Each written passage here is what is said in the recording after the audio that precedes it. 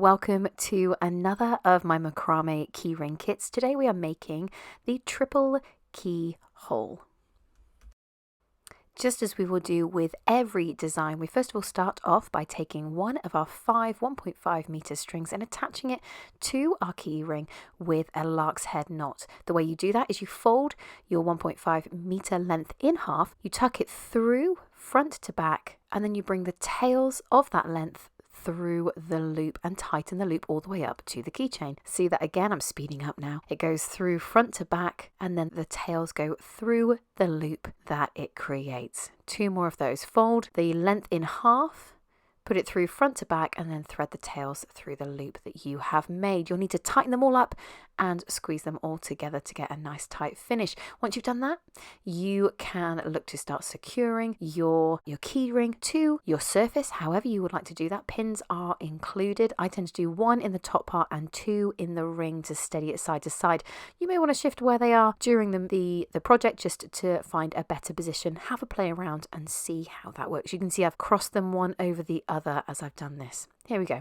Now, with all of those in place, you have 10 strings. You're going to be working through left to right. They are 1 to 10, and you can see all of the pairs there as I mentioned them. I'm going to start on string 6 there, and I'm going to take it over towards right, over to left, and do a double half hitch by bringing string 5 under, up and over and through the loop, tightening all the way back up. Then I'm going to repeat that double half hitch knot all the way across using strings 4, 3, 2, and then lastly string 1. You can see that creates a line going diagonally across the design. Very pretty, isn't it? Now I'm going to go back and find my string, and that is my string 6, and I'm going to use that as my traveling string, taking it across left to right. First of all, using double half hitch from string 7, bringing it under, over, back through the loop, and then tightening it all the way up. You do 2 of those per string. That's why it's called a double half hitch. Each of those individual knots being a half hitch. Double half hitch all the way across to string 10, and this is what you should look like you have. Now, throughout you'll see me straightening and tightening. That's really important. What I'm now going to do is bring my string 1 back towards the middle again, but this time, instead of using the string next to it, I'm going to use the string in the middle, string 5. I'm going to tie that into a double half hitch.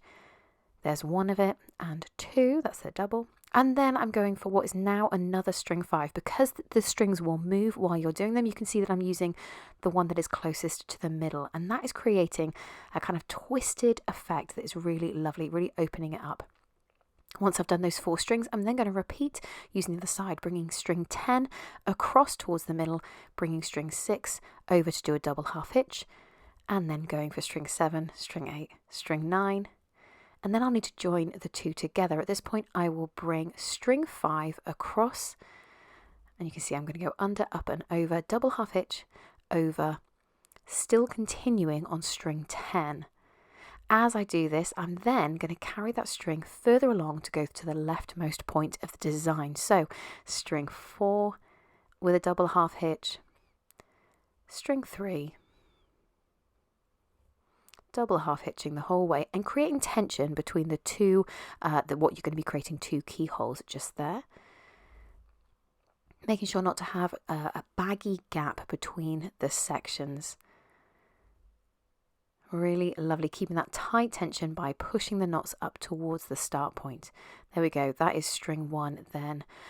Done. Now I'm going to go all the way back over on the other side. I'm going to start the other loop. So I'm going for string 6 again, and I'm taking it across from left towards the right using string 7 to create a double half hitch, bringing it under, over, through the loop, tightening it up to then create that knot. Doing that twice, as I say, per string to give you the double half hitch. Going to string 8 and then string 9. And of course then onto string 10, and then I'm going to repeat the same process where I go from the inside out.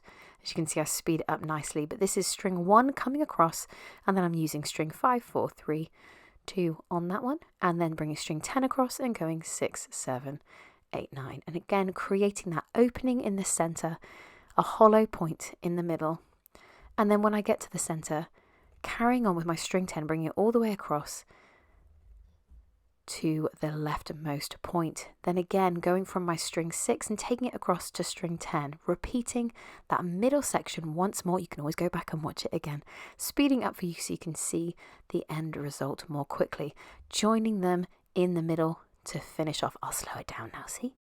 Now I've got lots of spare on here. You could make it longer if you wanted to, but a nice finish length for me is around the 10cm mark plus a little bit of fringing. So that is what I'm going to work to now. Now I'm creating a barrel knot. I've created a loop around my fingers, and then I'm bringing the length of the string and twisting it around the front side and then tightening it up. And I'm going to do that again a couple more times, creating one of those per string. Do them at different heights.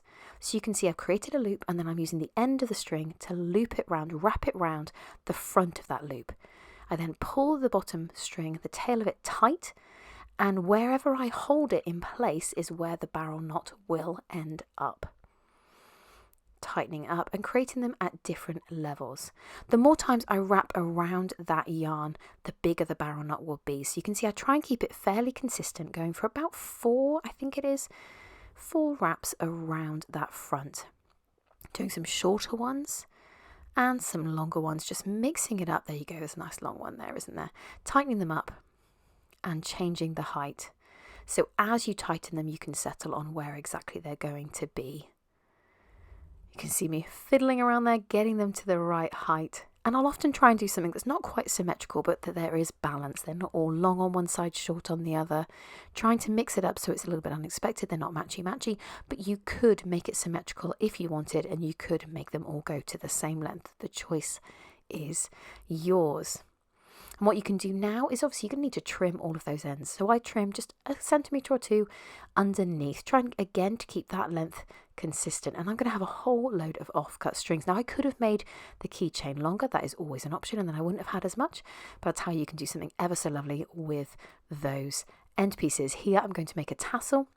I'm going to show you how you do that. I'm selecting some of my longer ones and cutting them in half so that I can create a really full tassel. And I'm going to need to put a string aside as well for doing all the fixing. So with my extra long strings, I'm cutting them in half, and then I'll use those as a guide size. So everything else is going to measure up to those. My long ones, cutting those in half, creating a fuller tassel by having more strings involved. So then laying them all out and kind of just making them fairly central, not matching them all up to one end, because I'm going to grab them in the middle in a moment and fold them in half. I'm going to need to put one string aside, nearly forgot. I'm going to tie it around, sorry, my hands disappear a little bit, but I'm tying a knot just to hold those all in place.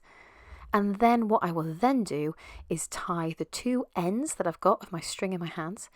I'm going to tie them together in a little double knot to create a loop that I'll be able to hang my tassel from.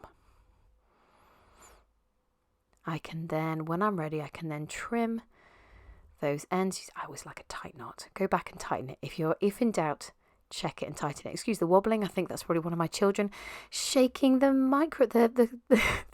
phone stand. Yes. Now I'm using a macrame brush, a specific macrame brush that I have here to release the fibres. This is a single twist string that you have in your kit, which means it will fluff up really nicely. You can use obviously a macrame brush, but you could also use a clean pet brush. Do make sure it's clean, or a fine tooth comb. What you'll see is that it will bring some of the fibres away. Now what I'm doing is doing a wrap knot. That involves holding your string in a loop, wrapping the spare string around the loop, and then threading the end through the loop you've made, pulling the knot behind your wrap, and then trimming the ends, as you can see there. Trimming doesn't always come away on the first go. It's better to trim in several stages rather than do it all at once, because you can't stick it back once it's gone. There we go. So the knot is nicely tucked up in there, and not a wrap knot, holding that tassel in place. And then give it another brush, and I cut to the shortest pieces that I have so that I create a nice straight line at the bottom. The more times you brush it, you will create some more fluff. Be aware of that, but brush and trim to your heart's content. And there you have it, your finished projects. For more videos like this, head to my YouTube channel at Parky Makes, or pop on over to Insta to find out more.